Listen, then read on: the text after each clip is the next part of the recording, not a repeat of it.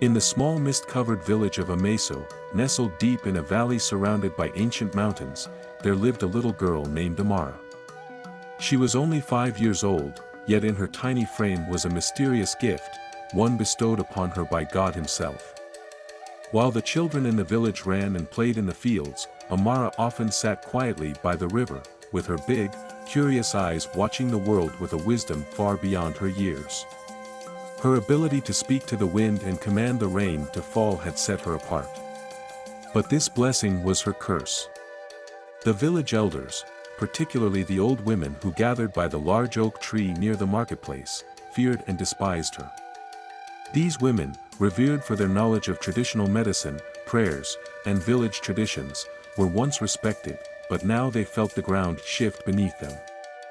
For with Amara's arrival came whispers of a prophecy, that a child with God's power would come to heal and transform the land.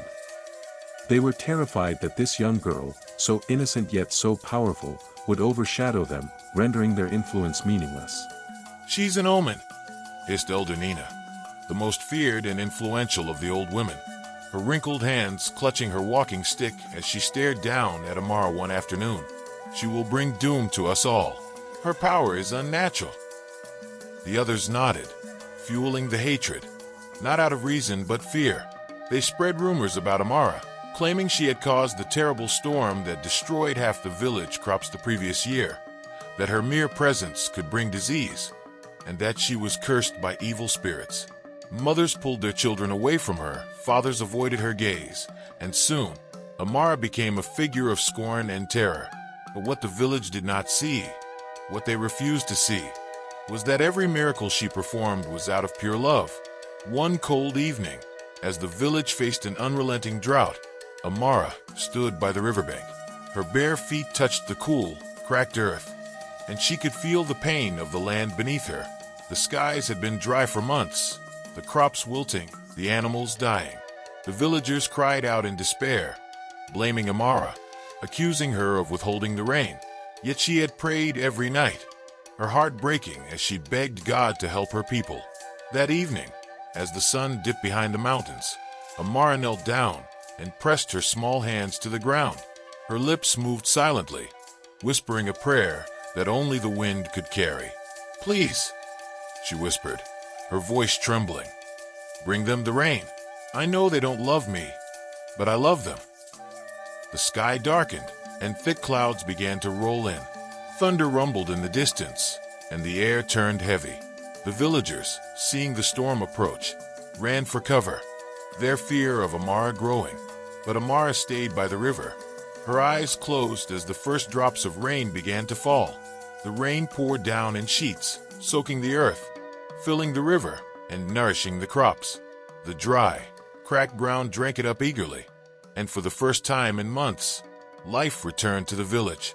But instead of gratitude, the old women turned their hatred into frenzy.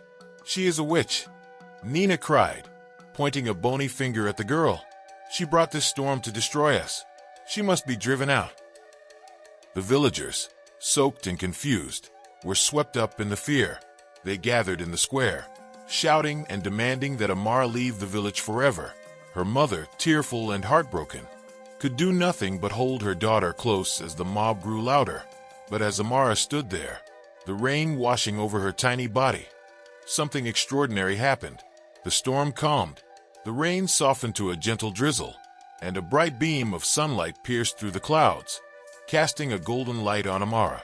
She looked up at the crowd, her eyes filled with an innocence and wisdom they could not understand. "I do not want to hurt you," she said, her voice soft but clear. "I only want to help." For a brief moment, the villagers hesitated, their hearts stirred by the sight of this small, fragile child standing amidst the storm she had called forth. But Nina's voice rang out again, sharp and venomous. "She is a danger. She must be cast out before she brings ruin upon us all." The crowd, their fear overpowering their reason, surged forward. They grabbed stones and sticks, their voices rising in anger and terror. Amara did not flinch. She closed her eyes once more. Lifting her face to the heavens, she whispered one last prayer, asking not for herself, but for the people who hated her. "Forgive them," She prayed. They do not know what they do. And then, as the first stone was raised to strike her, something miraculous happened. The earth beneath Amara's feet trembled, but not in anger. Flowers began to bloom in a circle around her, bright, beautiful flowers that had not been seen in the village for generations. The villagers froze, their hands stilled by the sight. The old women stared, their faces pale with shock and disbelief. Nina stepped back, her eyes wide with terror.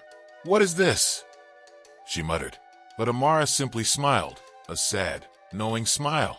"It is love," she said quietly. "God's love." In that moment, something broke in the hearts of the villagers. They dropped their stones, their fear melting away as they realized what they had done. The old women, too, lowered their heads in shame, their jealousy and hatred finally dissolving in the face of Amara's purity and grace. Amara's mother rushed forward, wrapping her arms around her daughter, tears streaming down her face. The villagers, one by one, began to kneel before the little girl, not out of fear, but out of reverence. They had finally seen her for what she truly was, a blessing, not a curse. And so, the village of Ameso was transformed, not by Amara's power, but by her love. The old women, once proud and hateful, sought her forgiveness, and Amara, with a heart full of compassion, gave it freely. From that day on, the villagers never spoke ill of her again. Instead, they honored her as the child who brought life and light back to their world.